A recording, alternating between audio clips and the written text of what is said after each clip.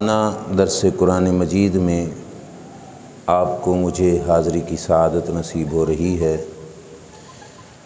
قرآن مجید کی تفسیر پر ہمارا یہ درس تسلسل کے ساتھ جاری تھا۔ سورہ بقرہ کی کچھ آیات پر گفتگو ہو چکی تھی۔ چونکہ آج ذو الحج شریف کا مہینہ بھی ہے اور قربانی کے دن بالکل قریب ہیں، اس واسطے آج کا درس قرآن قربانی اور قربانی سے متعلق ایک انتہائی اہم موضوع پر آپ حضرات کے سامنے چند باتیں سناؤں گا، کیونکہ اسلام کے ہر حکم پر اللہ تعالیٰ کی طرف سے ملنے والا شریعت کا ہر حکم آج کل ایک طبقہ ایسا پیدا ہو چکا ہے جو اس کا صرف اعتراض ہی نہیں کرتا بلکہ مذاق بنایا جاتا ہے، جن کو ملحد اور الحادی سوچ رکھنے والا طبقہ کہا جاتا ہے۔ انہوں نے اسلام کے احکامات پر مختلف قسم کے مذاق بنائے، کبھی نماز پر، کبھی روزے پر، کبھی حقوق نسواں کا نام دے کر، کبھی عورت کی وراثت کے مسئلے پر، کبھی عورت کی دیت کے مسئلے پر۔ ایسے ہی اسلام کا یہ حکم جو سال کے بعد قربانی کا ہے کہ مسلمان اللہ کے حضور اپنا مال قربانی کی شکل میں پیش کرتے ہیں، اس پر بھی ان کے مختلف قسم کے اعتراضات ہیں۔ آج کے درس میں چند ایک باتیں اس کی عرض کروں گا، کیونکہ سارے جو ان کے اعتراضات وہ ڈھیر سارا وقت چاہتے ہیں۔ میں اپنی گفتگو کے آغاز سے پہلے آپ کے ذہن میں ایک چیز بٹھانا چاہتا ہوں کہ اسلام کے کسی بھی حکم پر اعتراض کرنے سے پہلے یہ بات جو اب کرنے لگا ہوں نا، یہ ہر مکتبہ فکر کا آدمی مانے گا۔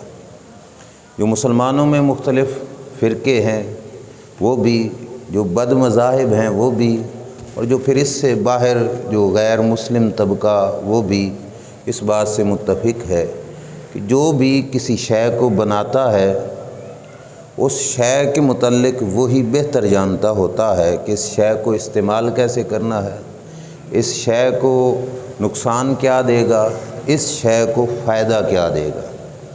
یہ بات صرف مسلمان نہیں مانتا، کافر بھی مانتا ہے، ہندو، سکھ، بدھ مت، انگریز، یہودی، عیسائی، ہر مکتبہ فکر کا آدمی اس بات سے متفق ہے کہ جو کسی چیز کا بنانے والا ہوتا ہے اس کو زیادہ پتہ ہوتا ہے کہ اس چیز کو کیسے استعمال کرنا ہے۔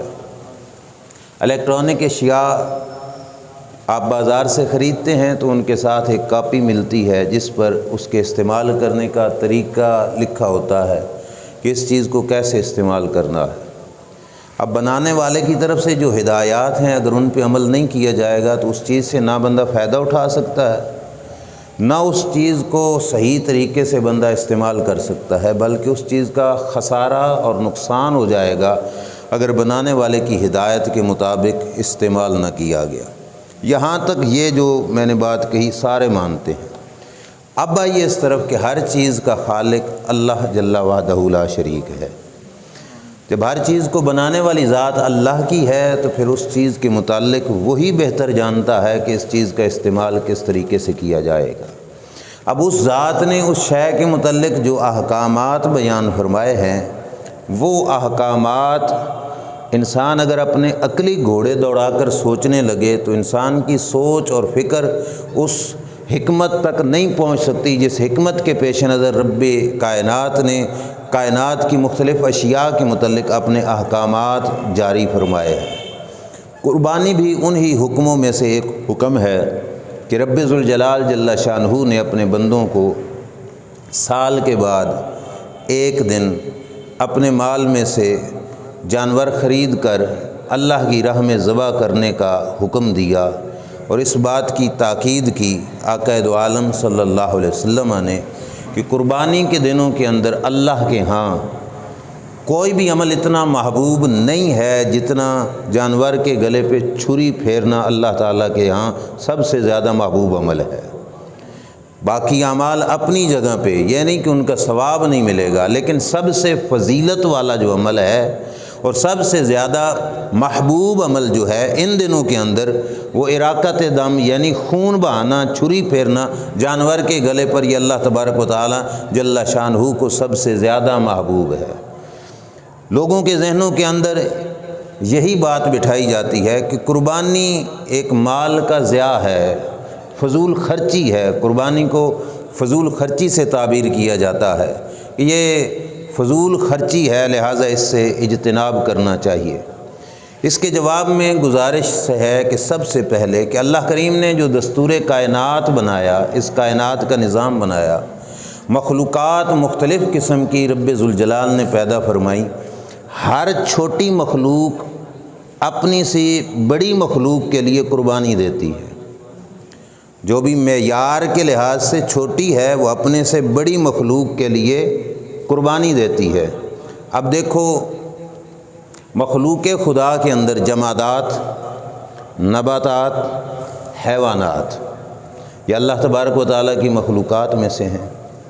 سب سے نچلا درجہ جمادات کا، اس سے اوپر نباتات، اس سے اوپر حیوانات۔ جمادات جو چیزیں جامد ہیں، بے جان ہیں، جن کے اندر روح اصلاً نہیں ہے، جیسے پتھر ہو گئے، مٹی ہو گئی، زمین ہو گئی، یہ جمادات کے اندر آتے ہیں۔ جمادات کے اندر اللہ کریم نے اس زمین کی مٹی کے اندر کچھ کیمیکلز ایسے رکھے، کچھ صلاحیتیں ایسی رکھیں کہ جو زمین اپنی صلاحیتیں نباتات کو نشو و نما پانے کے لیے زمین قربان کرتی ہے، یعنی زمین اپنی صلاحیتیں ایک دانے پر لگاتی ہے اور دانہ زمین کی ان صلاحیتوں کو استعمال کر کے پھلتا ہے، پھولتا ہے، اگتا ہے اور اس پہ پھل پھول جا کے لگتا ہے۔ تو پہلے کس نے قربانی دی؟ جمادات نے۔ کس کی خاطر قربانی دی؟ نباتات کی خاطر۔ نباتات اگ گئے، اس میں درخت بھی آ گئے، پودے بھی آ گئے، فصلیں بھی آ گئیں۔ یہ زمین کی قربانی کے بعد یہ پروان چڑھے اور ان کو وجود ملا، ان پہ پھل پھول لگا۔ اب یہ نباتات سے اوپر ایک طبقہ ہے مخلوقات میں، وہ ہیں حیوانات۔ حیوانات کے لیے پھر نباتات قربانی دیتے ہیں۔ آپ دیکھ لو، چلتے ہوئے آپ درخت کی شاخ توڑ لو گے، اپنی بکری کو، گائے کو، بھینس کو کھلا دو گے۔ اب جمادات کے پر نے قربانی دی نباتات کے لیے، نباتات قربانی دیں گے اپنی حیوانات کے لیے۔ آپ نے کاٹ لی گندم، اس کو تھریشر کے اندر ڈالا، دانے الگ ہو گئے، بھوسا الگ ہو گیا، یہ نباتات میں سے تھے، لیکن ہماری ذات کے لیے نباتات بھی قربانی دے رہے ہیں۔ درختوں پہ پھل لگے، ہم نے توڑ لیے، کھائے۔ درخت نے اپنی صلاحیتیں پھلوں کے اندر ڈالیں، پھل کے اندر رس بنا، ذائقہ بنا، مٹھاس بنی۔ پھل نے قربانی دی کس کے لیے؟ کہ حیوانات حیات پا جائیں۔ حیوانات کے لیے پھل قربانی، نباتات قربانی دے رہے ہیں۔ اب حیوانات میں جو اشرف المخلوقات وہ انسان ہیں۔ مخلوق خدا کے اندر انسان سے بڑھ کر عظمت والی کوئی مخلوق نہیں۔ انبیاء بھی انہی میں ہوئے، اولیاء کرام بھی انہی میں ہوئے۔ اللہ نے نبوت بھی انسانوں میں رکھی، ولایت بھی رب ذوالجلال نے انسانوں میں رکھی، ولایت اور نبوت کا سلسلہ بھی انسانوں میں رہا۔ تو انسان اللہ کی مخلوق میں سے اشرف مخلوق ہے، افضل مخلوق ہے۔ اس سے اوپر درجے میں کوئی مخلوق نہیں تھی کہ انسان اس کے لیے قربانی دیتا۔ اب اس سے اوپر ذات مخلوق کی نہیں تھی، ذات خالق کی تھی۔ اب رب العزت نے فرمایا کہ انسان تیری قربانی کسی اور مخلوق کے لیے نہیں ہوگی، تیری قربانی رب ذوالجلال کے لیے ہوگی۔ ان اللہ اشتری من المؤمنین انفسہم واموالہم بان لہم الجنہ۔ اللہ فرماتا ہے کہ میں نے مومن سے مال بھی لے لیا، اس کی جان بھی لے لی اور بدلے میں اس کو جنت عطا فرمائی۔ قربانی ہمارے مال کی قربانی ہے کہ جس پہ ہم اپنا مال خرچ کر کے اللہ کے حضور پیش کرتے ہیں۔ جب خالق وہ ہے، جب بنانے والا وہ ہے، جب مالک وہ ہے، تو اس نے سال کے بعد ایک جانور ہم سے طلب کیا کہ میری راہ میں قربان کرو، تو اس ایک جانور کی قربانی کو فضول خرچی کس اعتبار سے کہا جا رہا ہے؟ اب ان کو ان کی زبان میں اگر جواب دیا جائے تو سال کے بعد ایک جانور کا ذبح ہونا، اس کو فضول خرچی اگر کہا جاتا ہے، تو انہی طبقہ یعنی جو ملحد لوگ ہیں ان کی شادی بیاہ کی تقریبات ہوں، نیو ایئر نائٹ جو سال کی پہلی رات ہوتی ہے اس کے اندر جو لاکھوں نہیں کروڑوں اربوں کے خرچہ جات ہوں وہ دیکھے جائیں، وہ کتنے زیادہ ہیں۔ ان پر فضول خرچی کا کوئی جو ہے الزام لگا کر ان کی روک تھام کی کوشش نہیں کی جاتی، جو حکم خداوندی ہے اسی پر فضول خرچی کا الزام لگایا جاتا ہے۔ ہر بندہ جو اپنے پاس مال رکھتا ہے، اپنی مال کی ویلیو دکھانے کے لیے زیادہ سے زیادہ خرچ کر کے اپنے آپ کو ظاہر کرتا ہے کہ میں بہت بڑا مالدار ہوں۔ یہ ابھی موجودہ حالات کے اندر، قریب کے اندر بھی بالکل، وہ سب مرین آبدوز جس کے اندر بیٹھ کر سمندر کی تہوں میں جا کر کئی سال پہلے ڈوبنے والے جہاز کا ملبہ دیکھنے کے لیے ہمارے مالدار طبقہ کے لوگ گئے، لیکن قدرت کو منظور یہی تھا کہ وہ باہر نہ نکل سکے۔ فی بندہ جو وہاں پہ کرایہ دے کر گیا وہ 7.5 کروڑ تھا، 7.5 کروڑ ایک بندے کا رینٹ ہے۔ اور عجیب بات دیکھو یہ ہے کہ جس آبدوز کے اندر، سب مرین کے اندر بیٹھ کر یہ جا رہے ہیں، وہاں پہ یہ نہیں کہ یہ تہوں میں جا کر شیشے پر کہ ڈائریکٹ دیکھیں گے اس ملبے کو، نہیں، باہر کیمرہ ہے، اندر سکرین ہے، اندر بیٹھ کر یہ سکرین پہ ہی دیکھیں گے کہ وہ ملبہ کیسے پڑا ہے۔ وہ سکرین پہ ہی دیکھنا ہے تو باہر بیٹھ کے بھی تو دیکھا جا سکتا ہے، لیکن اپنا مال کا اتنا حصہ 7.5 کروڑ ایک بندہ خرچ کر کے جا رہا ہے۔ اب یہ فضول خرچی نہیں ہے؟ ایک چھوٹا سا چک ہو، گاؤں ہو، تو ہم ذمہ داری سے کہتے ہیں پورے گاؤں کے اندر جتنی قربانی ہوتی ہے وہ سارا خرچہ بھی ملاؤ تو 7.5 کروڑ نہیں بنتا۔ ایسے ہی ہے نا، سارا خرچہ بھی 7.5 کروڑ نہیں بنتا جو ایک بندہ فقط کچھ نظاروں کی خاطر جو ہے خرچ کر کے جا رہا ہے۔ کیا یہ فضول خرچی نہیں ہے؟ تو فقط اسلام کے احکام کو ڈی گریڈ کرنے کے لیے اور اسلام کو پست کرنے کے لیے اور اسلام کے احکام پہ اعتراضات کرنے کے لیے یہ حکم لاگو کیا جاتا ہے کہ یہ فضول خرچی ہے، اور لوگوں کو بتایا جاتا ہے کہ اس سے بچا جائے۔ حالانکہ ہماری شریعت نے ہمیں بتایا کہ فضول خرچی کس چیز کا نام ہے۔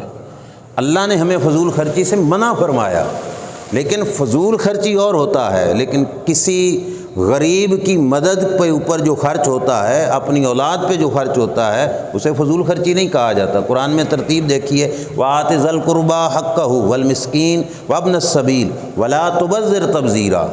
اللہ فرماتا ہے قریبی رشتہ داروں کو ان کا حق دو، مسکینوں کو ان کا حق دو، مسافروں کو ان کا حق دو، اور فضول خرچی نہ کرو۔ اگر یہ حق ادا کرنا فضول خرچی تھا تو پھر ساتھ ہی کیوں فرما دیا کہ فضول خرچی نہ کرو؟ پتہ چلا کہ یہاں پہ خرچ کرنا یہ فضول خرچی نہیں، اللہ نے فرمایا یہاں پہ خرچ کرو، فضول خرچی سے کام نہ لو۔ یہ جو باقی معاملات ہیں ان سے شریعت مطہرہ نے انسان کو منع کیا کہ ان معاملات کے اندر فضول خرچی سے اجتناب کرو۔ سال کے بعد جو ایک جانور اللہ کے حضور پیش کیا جاتا ہے، یہ اللہ تبارک و تعالی جل شانہ کے حکم کے تحت جو ایک بار ایک سال کے اندر دیا جاتا ہے، یہ فضول خرچی نہیں ہے۔ اور دیکھو یہ بھی پھر ہر کسی پر نہیں، جو صاحب استطاعت ہے اس پر لاگو کیا گیا۔ دوسرے نمبر پر الہادی سوچ کا یہ اعتراض آتا ہے، نسل کشی کا الزام لگاتے ہیں کہ تم جانوروں کی نسل کشی کر رہے ہو، جانوروں کو ختم کر رہے ہو، کہ روزانہ ایک سال کے اندر کروڑوں کے حساب سے جانور ذبح کر دیے جاتے ہیں، لہذا نسل کشی ہو رہی ہے، تم ایسا کر کے نسل کشی کر رہے ہو۔ جواباً ہماری گزارش یہ ہے کہ تم دنیا کے معاملات کو اپنی سوچ پہ پرکھتے ہو، کبھی ہمارے رب کی قدرتوں کا نظارہ تو کرو۔ جو چیز اللہ کی راہ میں خرچ کی جاتی ہے وہ ختم نہیں ہوتی، اللہ تبارک و تعالی جل شانہ اس کے اندر برکتیں پیدا فرما دیتا ہے۔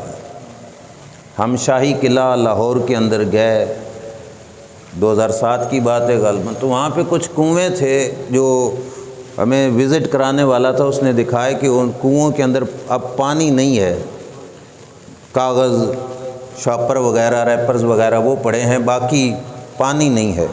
لیکن ایک وقت تھا کہ جب ان میں پانی تھا۔ کب تک پانی رہا؟ جب پانی نکال کے لوگ پیتے رہے تب تک پانی رہا۔ جب پانی کا استعمال ختم ہو گیا تو اب پانی بھی ختم ہو گیا۔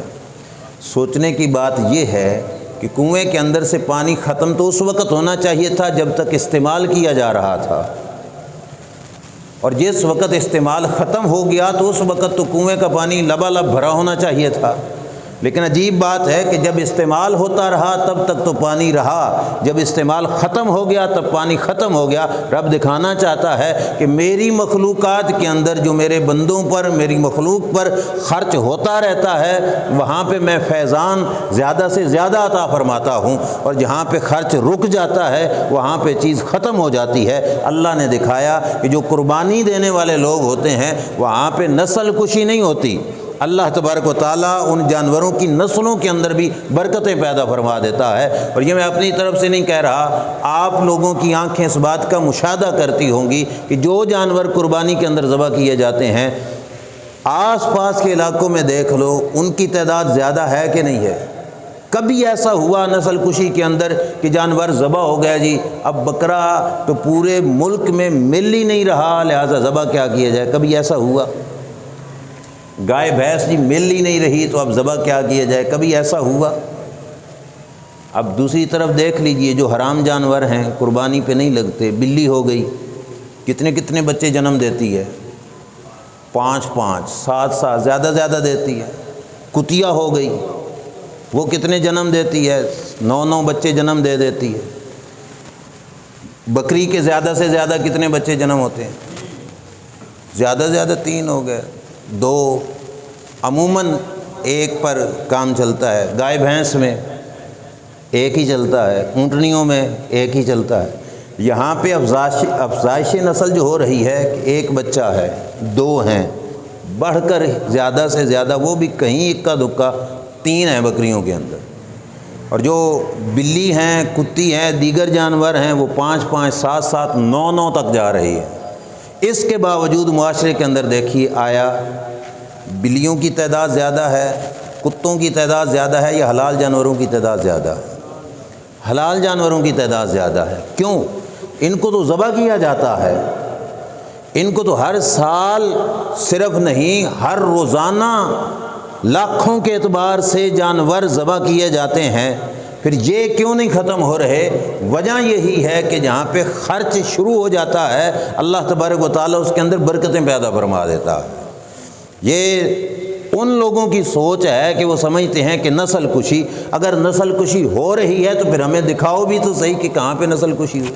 کوئی ایسا علاقہ دکھاؤ کہ جہاں پہ یہ جانور ختم ہو گئے ہوں سرے سے، کہ جانور مل ہی نہیں رہا۔ کدھر گئے جی؟ مسلمانوں نے سارے کے سارے ذبح کر دیے، قربانی پہ لگا دیے، لہٰذا یہاں پہ گائے نہیں مل رہی، بھینس نہیں مل رہی، یا بکری نہیں مل رہی۔ یہ ایسا کہیں پہ بھی نہیں ہوا۔ تو رب ذوالجلال جل شانہ دکھا رہا ہے کہ جو قومیں قربانی دیتی ہیں اللہ تبارک و تعالیٰ ان کی نسلوں کے اندر بھی بقا پیدا فرما دیتا ہے۔ اور یہ صرف جانور میں نہیں، یہ بھی دستور ہے، قوم بھی وہی زندہ اور قائم رہتی ہے جس قوم کی بنیادوں میں قربانی ہو۔ ہم مسلمان آج 1400 سال سے یہ سلسلہ چل رہا ہے، اور اللہ کے رسول صلی اللہ علیہ وسلم نے حجۃ الوداع کے موقع پر فرما دیا تھا کہ میرے ماننے والے قیامت تک برقرار رہیں گے، اور فرمایا جو توحید میں دے کے جا رہا ہوں شرک نہیں ان کے اندر آئے گا، دنیا کی محبت آ جائے گی۔ کیوں؟ وجہ کیا تھی کہ بیس میں مسلمانوں کی بیس میں قربانی ہے، اور ایسی بڑی بڑی قربانیاں ہیں کہ سید المرسلین صلی اللہ تعالیٰ علیہ وآلہ وسلم نے رب کے عرش سے مقدس خون بھی اللہ کی راہوں میں قربان کیا۔ یہ قربانیاں تھیں جس کی وجہ سے آج تک امت مسلمہ قائم ہے۔ جس قوم کی تاریخ میں قربانی نہیں ہوتی وہ اپنا نام کبھی بھی برقرار نہیں رکھ سکتی، اور یہی قربانی ہے جس کی وجہ سے طاقت اور پاور ملتی ہے۔ حضرت عمر کے دور میں جس وقت مسلم فوج نے ایران پہ چڑھائی کی اور ایران پہ حملہ آور ہوئے، تو ایران کے حاکم نے خط بھیجا چائنا کے بادشاہ کے نام، اس وقت بھی چائنا تھا، کہ ہماری فوجی امداد کی جائے، ہماری مدد کی جائے، مسلمانوں کے ساتھ ہمارا مقابلہ ہے، ہماری لڑائی ہے، تو مسلمانوں کے مقابلے میں ہماری فوجی مدد کی جائے۔ چائنا کے بادشاہ نے ایران والوں سے پوچھا کہ یہ بتاؤ کہ جس قوم سے تمہارا مقابلہ ہے اس کی کچھ صفات ہمیں بتاؤ کہ وہ کس صفت کے لوگ ہیں، ان کی صفات کیا ہیں۔ اب جن کے سامنے مسلمان فوج تھی انہوں نے مختلف صفات لکھ کے بھیجی چائنا والوں کے پاس۔ دو چیزیں میں آپ حضرات کو سناؤں گا اس میں سے۔ ایک صفت انہوں نے یہ بھیجی کہ ہمارے مقابلے میں آنے والی جو مسلمانوں کی فوج ہے ان کی خلوت ان کی جلوت سے بہتر ہے۔ راز کی بات ہے نا کہ مطلب وہ لوگوں کے سامنے تو نیک ہیں ہی ہیں، لیکن جب لوگوں کی آنکھوں سے اوجھل ہو جاتے ہیں تو ان کی نیکی، پرہیزگاری، ان کا تقوی اور زیادہ بڑھ جاتا ہے۔ اب ہمارے والا حال نہیں کہ لوگوں کے سامنے تو ہم پتہ نہیں کیا کیا ہیں اور خلوت میں پتہ نہیں ہم کیا ہیں، یہ نہیں۔ صحابہ کرام علیہم رضوان کی تعریف ایک غیر مسلم کی طرف سے جو کی گئی وہ یہ ہے کہ دن کے دہاڑے میں لوگوں کے سامنے وہ پرہیزگار ہیں ہی ہیں، لیکن جب رات کے اندھیرے میں خلوتوں میں جاتے ہیں تو ان کی تقوی، ان کی پرہیزگاری، ان کی نیک نیتی، ان کا اخلاص مزید بڑھ جاتا ہے۔ ایک صفت یہ بتائی، اور دوسری کیا بتائی وہ ہمارے موضوع کے ساتھ اٹیچ ہے۔ دوسری صفت ایران والے نے یہ لکھا کہ جب ہماری فوج میدان جنگ کے اندر قدم رکھتی ہے تو ہمارے ہر آدمی کی یہ خواہش ہوتی ہے کہ میں بچ جاؤں، میرا ساتھی، میرا دوست، میرا جو ہے ہم منصب وہ مارا جاتا ہے تو مارا جائے، جبکہ ہمارے مقابل میں آنے والی جو فوج ہے وہ جب میدان جنگ میں قدم رکھتے ہیں تو ان کی سوچ ہوتی ہے کہ میں بے شک مرتا ہوں تو مر جاؤں پر میرا بھائی بچ جائے۔ اب یہ ہے قربانی، میں مرتا ہوں تو مر جاؤں پر میرا بھائی بچ جائے۔ یہ پیغام لکھ کے بھیج دیا ایران کے بادشاہ نے چائنا کی طرف۔ اب چائنا کے بادشاہ نے جس وقت پڑھا، یہ جواب موجود ہے کتابوں کے اندر، میں ذمہ داری سے عرض کر رہا ہوں، اس نے جواب پتہ کیا لکھ کے بھیجا؟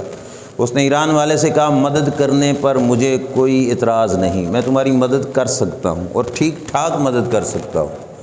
اور اس نے کہا کہ اگر میں چاہوں تو اتنا بڑا لشکر بھی بھیج سکتا ہوں کہ جس لشکر کا اگلا حصہ ایران میں ہوگا اور پچھلا حصہ چائنا میں ہوگا، اتنا بڑا لشکر بھی بھیج سکتا ہوں، لیکن اے شاہ ایران سن لے، جس قوم سے تمہارا مقابلہ ہے اگر میں اتنا بڑا لشکر بھی بھیج دوں تم ان سے فتح یاب نہیں ہو سکتے، ان سے تم کبھی بھی کامیاب نہیں ہو سکتے۔ جی اس صفت کی حامل جو قوم ہے اس سے تم کبھی بھی کامیاب نہیں ہو سکتے۔ کیوں کہ جن کے شیوا میں، جن کے طریقہ کے اندر قربانی موجود ہے کہ وہ اپنے آپ کو قربان کرنا پسند کرتے ہیں، اس قوم سے کوئی بھی غالب نہیں آ سکتا۔ اور ہمارے اوپر حملہ غیر مسلم کی طرف سے یہی کیا جاتا ہے کہ یہ لوگ قربانیوں سے پیچھے ہٹ جائیں۔ ہم ویسے دیگر قربانیوں کے تو رہ ہی کوئی نہیں نہ گئے، سال کے بعد یہ ایک جانور کی قربانی ہوتی ہے اور اس پر بھی ایسے ایسے الزام لگا کر اس سے بھی ہمیں روکا جا رہا ہے، وگرنہ تو اسلام نے تو ہمیں درس دیا تھا کہ یہ وجود بھی اللہ کی راہ میں قربان کر دو۔ اس طرف ہماری کوئی توجہ نہیں، اپنی سہولیات، اپنے وجود کی راحتیں اللہ کی راہ میں قربان کر دو، اور پھر رب دیتا ہی بہت کچھ ہے جو ایسا کرتے ہیں۔ ہم اس لائق تو رہے کو نہیں، سال کے بعد ایک یہ قربانی، اور ایک چھوٹی سی قربانی ہوتی ہے وہ جب بچہ پیدا ہوا، 7 دن کا ہوا، 8 دن کا ہوا، گھر والوں نے دیگیں پکائیں، دعوت نامے بھیجے، برادری بلائی، آس پاس کے لوگ بلائے، کیوں جی کیا ہو رہا ہے؟ سنتیں ہو رہی ہیں جی، ہوتا ہے کہ نہیں ہوتا؟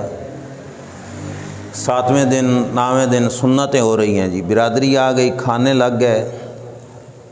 اب تو ڈاکٹری سسٹم ہے، پہلے نائی کو بلایا جاتا تھا، اس کے ہاتھ میں استرا ہے، بلیڈ ہے، چھوٹا بچہ جو بمشکل کچھ دنوں کا ہے، سال کا تو نہیں، ابھی مہینے کا بھی نہیں، کچھ دنوں کا ہے، بٹھا کر اس کے جسم کے ایک حصے سے گوشت کی بوٹی کاٹ دی جاتی ہے۔ اب بوٹی کے کٹنے پر وہ بچہ چیختا ہے، چلاتا ہے۔ کیا برادری کا کوئی فرد اس کے باپ کو ظالم کہتا ہے؟ بولیے، کوئی رشتہ دار اسے کہتا ہے بھائی زیادتی کر رہے ہو بچے کے ساتھ، تم نے دیگیں پکائیں تو کیا بچے کو رلانے کے لیے یہ سب کچھ کیا؟ کوئی بھی اسے کچھ نہیں کہتا۔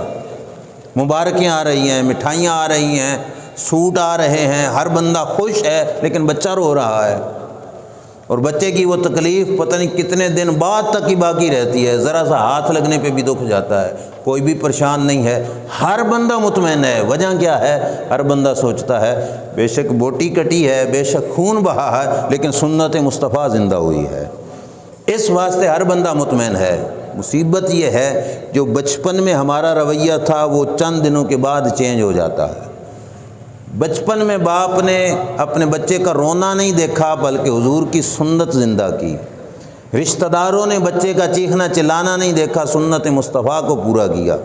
تھوڑے سے بڑے ہو گئے تو اب باپ بھی ہتھیار ڈال کے بیٹھ جاتا ہے کہ کریں کیا جی، بچے ضد کر رہے ہیں، لہٰذا شریعت قربان ہو رہی ہے، دین قربان ہو رہا ہے، اللہ رسول کا حکم قربان ہو رہا ہے، بچے کی مانی جا رہی ہے۔ کیوں جی؟ بچہ ضد کر رہا ہے۔ بچہ تو اس وقت بھی رو رہا تھا جو آپ نے چوتھے پانچویں دن صرف اس نیت سے کام کیا کہ یہ رسول اللہ کی سنت ہے، یہ سنت کے احیاء کے لیے، زندہ کرنے کے لیے جو کچھ کیا، بچہ تو اس وقت بھی رو رہا تھا، اور اس وقت بچے کے رونے پہ دھیان نہیں دیا، فقط کس خاطر کہ رسول اللہ صلی اللہ علیہ وسلم کے دین کا حکم ہے۔ اور بزرگ فرماتے ہیں کہ بچپنے میں بچے کے جسم سے خون کا بہنا یہ بچے کو ایک سبق ہے کہ بیٹا تو جس گھر میں پیدا ہوا ہے یہ وہ گھر ہے جس گھر میں رسول اللہ کی سنت کو زندہ کرنے کے لیے تجھے اپنا خون دینا پڑے گا۔ اور بچے کو یہ پریکٹیکلی ابتداءً جو ہے اس کا ذہن بنایا جاتا ہے، لیکن بعد میں ہم اور کسی قربانی کے تو رہ نہیں، تو کم از کم جو یہ قربانی ہے اس کے اوپر پھر حملہ شروع ہو جاتا ہے کہ تم قربانیاں کیوں کرتے ہو، یہ زیادتی ہے، یہ غلط ہے۔ اچھا، اس کے بعد ایک اور اعتراض جو اسلام کے مزاج پر کیا جاتا ہے اسی قربانی کے حوالے سے، کہ کہتے ہیں کہ اسلام تو درندگی سکھاتا ہے، معاذ اللہ، دیکھو جی نیت پتہ نہیں کتنے جانوروں کو یہ ذبح کر دیتے ہیں قربانی کے دنوں کے اندر، درندہ صفت لوگ ہیں، اسلام پر درندگی کا الزام لگایا جاتا ہے۔ اب آپ تھوڑا ذہن حاضر رکھ کے چند باتیں میرے ساتھ بتانا، کیا ہر جاندار کو مارنا درندگی ہے؟ بولیے، اپنی عقلی اعتبار سے دے دو جواب۔ ہر جاندار کو مارنا درندگی ہے تو پھر تو درندہ صفت وہ خود بھی بنیں گے، درندہ صفت پوری دنیا بنے گی اگر یہی بات ہے تو۔ آپ حیران ہو رہے ہوگے، دیکھو بازار سے مچھر مار مکھی مار سپرے ملتا ہے کہ نہیں ملتا؟ بولیے، صرف مسلمان یوز کرتے ہیں، ساڑھے نالوں زیادہ وہ کر دینے، ٹھیک ہے، اور ان کے پاس تو اعلیٰ قسم کی ٹیکنالوجی جس میں مچھر مار مکھی مار، اور پھر جہاں سے مل جائے اس کو الٹا دعائیں دی جاتی ہیں۔ کیا مچھر میں زندگی نہیں ہے؟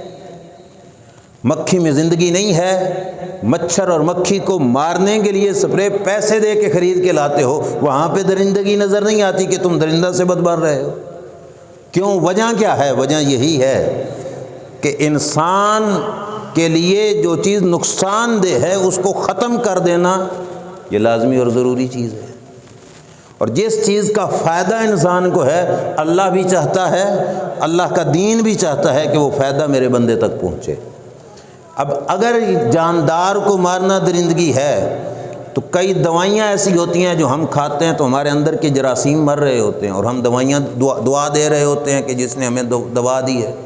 ایلوپیتھک علاج سرے سے ختم ہو جائے اگر یہ بات ہو کہ ہر جاندار کو مارنا ہی ظلم ہے، تو اب کتنے جاندار جو ہے مارے جا رہے ہیں، ان کی زندگیاں تباہ کی جا رہی ہیں، اور پھر مزے کی بات یہ ہے کہ ہم سے زیادہ تو درندہ وہ خود بنیں گے۔ ہم تو صرف حلال جانور کھاتے ہیں نا، وہ بھی گنتی کے چند جانور ہیں جو اللہ کریم نے ہمیں بتا دیے، اس کے علاوہ تو ہم نہیں کھاتے۔ ایسا کدی بلی کھادی تے او طبقہ وہ تو کچھوا نہیں چھوڑتے، ڈھڈو نہیں چھوڑتے، سانپ تک کھا جاتے ہیں، تو پھر ہم سے زیادہ درندہ وہ بنے کہ ہم بنے؟ کیا ان کے اندر کوئی جان نہیں ہے؟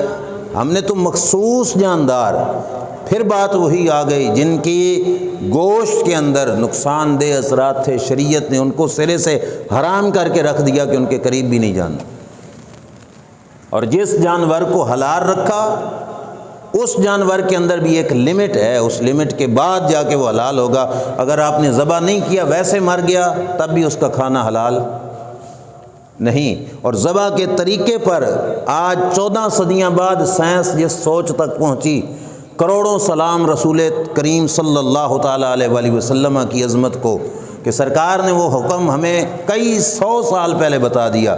جدید سائنس کی یہ ریسرچ ہے کہ جراثیم کے پھیلانے میں سب سے زیادہ کردار خون ادا کرتا ہے، خون کے ذریعے سب سے زیادہ جراثیم پھیلتے ہیں۔ اور شریعت نے جو ذبح کا طریقہ بتایا اس میں مین پوائنٹ جو شریعت نے رکھا وہ یہی ہے کہ جانور کے جسم سے خون نکل جائے۔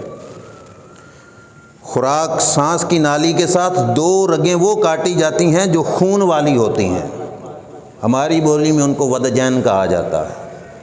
ان سے خون نکل جاتا ہے، جب خون نکل جاتا ہے تو بعد والا گوشت، اب سائنس بھی جدید ریسرچ والے بھی کہتے ہیں کہ بعد والا گوشت ستھرا ہے، زیادہ جو ہے صحت کے لیے مفید ہے، اور جب خون اندر رہ جاتا ہے تو وہ گوشت کے لیے گوشت انسان کے لیے نقصان دہ ہوتا ہے۔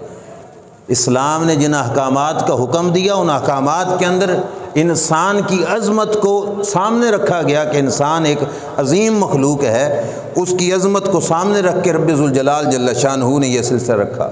اور پھر یہ ابھی بی سی کی رپورٹ کے مطابق یہ جو KFC جن کا جو ہے پہلا بزنس مین انہی میں سے تھا، غیر مسلم تھا، 50 بلین مرغے ایک سال کے اندر ذبح کیے جاتے ہیں۔ کیا وہ جاندار نہیں ہیں؟ ان کے اندر جان نہیں ہے؟ تو کیسے ان کو ذبح کر کے کیوں کھا جاتے ہو؟ ہمارا دین جو ہمیں احکام دیتا ہے، جو ہمیں حکم دیتا ہے، تمہاری نظریں وہاں تک بعد میں پہنچتی ہیں، شریعت کی اور شریعت والے محبوب صلی اللہ علیہ وسلم کی نظریں وہاں پہ تم سے بھی پہلے پہنچتی ہیں۔ اور وجہ یہی ہے کہ جو جس چیز کا خالق ہوتا ہے، بنانے والا ہوتا ہے، وہی اس چیز کو بہتر جانتا ہے کہ اس چیز کو کس طریقے کے ساتھ استعمال کیا جانا ہے۔ آخر پہ جو ان کا ایک اعتراض اور ہے وہ میں عرض کر کے اپنی بات کو سمیٹتا ہوں۔ کہتے ہیں احساسات کا تم دھیان نہیں رکھتے، جانوروں میں احساسات ہوتے ہیں، تم ان کے احساسات کو ختم کرتے ہو، تکلیف دیتے ہو، آخر ان کے اندر احساسات ہیں۔ یہ اعتراض کیا جاتا ہے کہ احساسات کی وجہ سے جانور کو تکلیف ہوتی ہے تو ذبح کرنا ہی ٹھیک نہیں ہے۔ اور اس طبقے نے اپنا نام کیا رکھا کہ ہم ویجیٹیرین ہیں، ہم جانور نہیں کھاتے جی، گوشت کھاتے ہی نہیں، ہم سبزیاں کھاتے ہیں، ہم ویجیٹیرین ہیں جی، ہم احساسات کا تحفظ رکھتے ہیں۔ سب سے پہلے میرا جواب احساسات والوں کو یہ ہے کہ احساسات پر تمہاری نظر بعد میں پہنچی، ہمارے رسول کی نظر پہلے پہنچی صلی اللہ علیہ وسلم۔ سنیے حدیث پاک مصنف ابن ابی شیبہ کی ہے، میرے کریم آقا صلی اللہ تعالیٰ علیہ وآلہ وسلم کا گزر ایک مقام سے ہوا، ایک شخص جانور کو ذبح کر رہا ہے۔ کیسے؟ جانور کو لٹایا ہوا ہے، اپنا گھٹنا جانور کے اوپر رکھ چکا ہے اور اس طرح لٹا کر اس دوران چھری کو تیز کر رہا ہے۔ میرے محبوب صلی اللہ علیہ وسلم نے دیکھا تو کیا فرمایا ویلک اردت ان تمیتھا موتات، افسوس تجھ پر، تو اس کو کتنی موتیں مارنا چاہتا ہے، اس کو کتنی موتیں مارنا چاہتا ہے، لٹا کے چھری جانور کے سامنے ذبح کر رہا ہے۔ حکم دیا ہلا حدت شفرتک قبل ان تجہا، فرمایا خبردار جانور کو لٹانے سے پہلے اپنی چھری تیز کر لیا کرو، لٹا کر چھری تیز کر کے جانور کو تکلیف نہ دینا۔ تم کس احساسات کی بات کرتے ہو؟ ہمارے رسول صلی اللہ علیہ وسلم نے اتنے زیادہ احساسات کا احترام کیا اور ہم سے کروایا اور ہمیں حکم دیا کہ ان کے احساسات کا احترام کیا جائے۔ اب آپ سنتے ہو علماء کرام سے یہ مسئلہ بھی کہ ایک جانور کو دوسرے جانور کے سامنے ذبح نہ کرو، ہے کہ نہیں؟ یہ کس نے ہمیں کہا؟ یہ بھی اللہ کے رسول نے ہمیں فرمایا، جانور کے سامنے چھری کو تیز نہ کرو۔ شریعت نے یہ احساسات جو ہے اس کا باقاعدہ طور پہ احترام کیا ہے، اس کا لحاظ رکھا ہے۔ اور پھر اگلی بات دیکھو کہ احساس اس وقت تک باقی ہوتا ہے جب تک دماغ ورک کر رہا ہوتا ہے، کام کر رہا ہوتا ہے، اور جس وقت شاہ رگ یہ نالی کٹ جاتی ہے اس وقت دماغ کے ساتھ رابطہ اور تعلق جانور کا ختم ہو جاتا ہے، اور جس وقت دماغ کام کرنا چھوڑ دے پھر احساس ختم ہو جاتا ہے، تکلیف اسے ہوتی ہی نہیں۔ اب بالکل یہ سائنسی جو علوم رکھنے والے ہیں ان سے پوچھ لو، اور آپ کے مشاہدے کے حوالے سے سمجھاؤں تو آپ دیکھو کہ ہم گرمی میں جو ہے پگھل رہے ہوتے ہیں اور ایک پاگل آدمی دھوپ پہ روڈ پہ جا کے بیٹھ جاتا ہے، نہ ہوا ہے نہ کچھ ہے، اسے گرمی محسوس بھی نہیں ہو رہی۔ ہم سخت سردیوں میں ہیٹر اور گیس چلا کے گھر میں چھپ کے بیٹھے ہوئے ہوتے ہیں، اور ایک پاگل آدمی پانی کے اندر جنا کے چھلانگیں لگا رہا ہوتا ہے، اس کو احساس بھی نہیں ہے۔ کیوں؟ کیونکہ اس کا دماغ نہیں کام کر رہا۔ دماغ نہیں کام کر رہا تو اس کے احساسات بھی کام نہیں کر رہے۔ جانور کی جس وقت رگ کٹ جاتی ہے تو اس کا دماغ کے ساتھ تعلق منقطع ہو جاتا ہے، اب اس کو تکلیف تک بھی نہیں ہوتی۔ اس کی تکلیف، اسے اپنی تکلیف کا احساس کوئی نہیں ہوتا۔ اور پھر مزے کی بات یہ اپنے مسلمان بھائیوں کے لیے، مطلب اس طبقے کو تو اس چیز کا علم نہیں، وہ صحیح نہیں سمجھ سکے گا، یہ پہلے معاملات جوابات ان کے لیے۔ اب اپنے مسلمان بھائیوں کے لیے میں اپنا مشاہدہ بتا رہا ہوں، مطلب پریکٹیکلی لائف میں یہ چیز ہم نے دیکھی، کوئی کسی سے سنی ہوئی بات نہیں ہے۔ ہمارے پڑوس میں ایک شخص تھا، اس نے جانور خریدا ذبح کرنے کے لیے، قربانی کے لیے، بالکل سچی بات ہے، مسجد میں بیٹھ کے بتا رہا ہوں۔ اس کا ذہن بدل گیا، کسی نے بتایا کہ یہ اچھی نسل کی بھیڑ تھی، غالباً کی بکری تھی، یہ اچھی نسل کی ہے، تم اسے پالو، تمہیں فائدہ ہوگا، اس سے اس کی نسل چلے گی، تمہیں فائدہ ہوگا۔ اس کا ذہن بدل گیا کہ میں قربانی نہیں کرتا۔ 10 ذی الحج جو قربانی کا پہلا دن ہوتا ہے وہ گزرا، وہ جانور نے کھانا پینا ہی چھوڑ دیا، قسمیہ کہہ رہا ہوں، کھانا پینا چھوڑ دیا۔ 11ویں کی صبح تک وہ جانور ایسے باور کرا رہا تھا، مطلب گھر والوں کو لگا کہ یہ تو بیمار ہو گیا ہے۔ یعنی عید کا دوسرا دن آ گیا جس دن قربانی جائز ہے، انہوں نے پھر بھی قربانی کوئی نہ کی۔ 11ویں کی شام تک وہ بیٹھ گیا، مطلب اس کے جیسے کہ اب وہ اٹھنے چلنے پھرنے کے قابل ہی نہیں رہا۔ انہوں نے دوائی وغیرہ کی لیکن جانور کوئی نہ چلا پھرا۔ قربانی کا تیسرا اور آخری دن آیا صبح کے وقت، تو وہ جیسے بالکل اب وہ مرتا ہے، انہوں نے میرے والد صاحب کو ہی بلایا کہ اس جانور پر چھری پھیر دے، مرنے لگا ہے۔ ہم ساتھ گئے، چھوٹے تھے، جس وقت جانور کو لٹایا گیا اسے قبلہ رخ کر کے چھری چلانے لگے، بالکل ایسے ہو گیا جیسے صحیح صحت مند جانور ہے۔ اب بالکل سچی بات کر رہا ہوں۔ تم جانور کے احساس کی بات کرتے ہو، اس جانور سے پوچھو کہ اس کو اس چھری کے پھرنے پر اللہ کتنی لذت عطا فرما رہا ہے۔ ہمارے کریم آقا صلی اللہ علیہ وسلم نے حجۃ الوداع کے موقع پر 100 جانور ذبح کیے تھے، 63 جو اپنے ہاتھ سے کیے تھے، حدیث کی کتابوں میں موجود ہے۔ سرکار ذبح کرتے، سرکار کے ہاتھ میں چھری تھی، جانور اپنی گردن دوسرے جانوروں سے آگے کر کے پیش کرتا کہ ہماری گردن پہ چھری پھرے۔ ٹھیک ہے، وہاں پہ ہاتھ ید اللہ والے تھے اور اتنے مبارک ہاتھوں سے قربانی ہو رہی تھی، لیکن قربانی کے لیے آنے والا جانور جس وقت قربان نہیں ہوتا تو اپنے عمل سے احتجاج کر کے یہ باور کراتا ہے کہ میں قربانی کے لیے آیا ہوں، مجھے اللہ کی راہ میں قربان کیا جائے۔ اور باقی رہا کہ احساسات کا احترام نہیں کیا جاتا، تو ویجیٹیرین طبقے کو سوچنا چاہیے کہ اگر جانور میں احساسات ہوتے ہیں تو سائنسدانوں سے پوچھو، پودوں کے اندر اس سے بڑھ کر احساسات ہوتے ہیں، پودوں کے اندر اس سے بڑھ کر احساس ہوتے ہیں۔ BBC کی رپورٹ کے مطابق انہوں نے کہا کہ آپ دو پودے لگا دیں گملے کے اندر، ایک کو سائڈ پہ رکھ دیں، دوسرے کے پاس بیٹھ کر روزانہ گپ شپ لگائیں، باتیں کریں، اب اس کی نشو و نما اتنی اچھی نہیں ہوگی جتنی اس کی ہوگی۔ پودوں کے اندر احساسات ہوتے ہیں، یہ جدید سائنس مان رہی ہے۔ ویجیٹیرین طبقہ تم پودوں کے احساسات کو کیوں ذبح کر رہے ہو؟ تو پھر جاؤ تم نہ گوشت کھاؤ، نہ سبزی کھاؤ، کوئی اور چیز کھاؤ تم۔ تو پودے، بلکہ جانور کا ایک دماغ ہوتا ہے اور پودوں کے اندر جتنے خلیے ہوتے ہیں ہر خلیے کا اپنا دماغ ہوتا ہے، جتنے خلیوں پر مشتمل پودا ہوتا ہے ہر خلیے کا اپنا اپنا دماغ ہوتا ہے۔ تو پھر کتنے دماغوں کے ساتھ اس کے احساسات کو تم ذبح کر رہے ہو، قتل کر رہے ہو، اس کو تکلیف دے رہے ہو۔ اگر احساسات کی بات ہے تو ویجیٹیرین طبقہ بھی احساسات کیوں ذبح کر رہا ہے؟ اب یہ باقاعدہ آپ انٹرنیٹ پہ جائیں تو ہیڈ لائن لکھی ہوئی آپ کو ملے گی کہ پلانٹس ہیو فیلنگ، پودے اپنے احساسات رکھتے ہیں، ان کے اندر احساسات ہوتے ہیں۔ پھر جانور کے احساسات ہیں تو پودوں کے، سبزیوں کے، جو باقی جو چیزیں ہیں ان کے بھی اپنے احساسات ہیں۔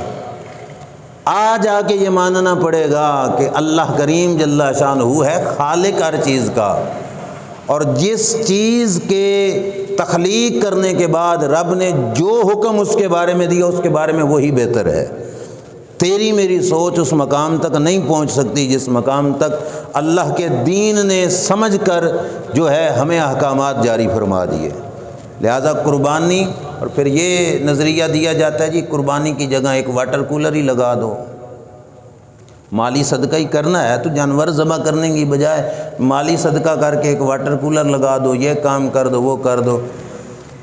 ذہن میں رکھنا یہ بات، صدقہ اپنی جگہ پہ ثواب ضرور ہے، لیکن قربانی کا نعم البدل ہرگز نہیں بنے گا کہ آپ قربانی نہ کریں اور اس کی جگہ پہ واٹر کولر لگائیں تو اس کا فائدہ ہوگا، نہیں، اس کا الگ ثواب، لیکن قربانی اپنے ذمے جو لازم و ضروری ہے وہ اپنی جو ہے حکم الگ رکھتی ہے۔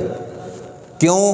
قربانی کا فقط مقصد جانور کو ذبح کرنا نہیں، مقصد فقط یہ نہیں، کیونکہ اللہ فرماتے ہیں لن ینال اللہ لحومها ولا دماؤها ولکن ینالہ التقوی منکم، فرمایا نہ خون جاتا ہے نہ گوشت، اللہ کی بارگاہ میں تمہارے دل کا اخلاص جاتا ہے۔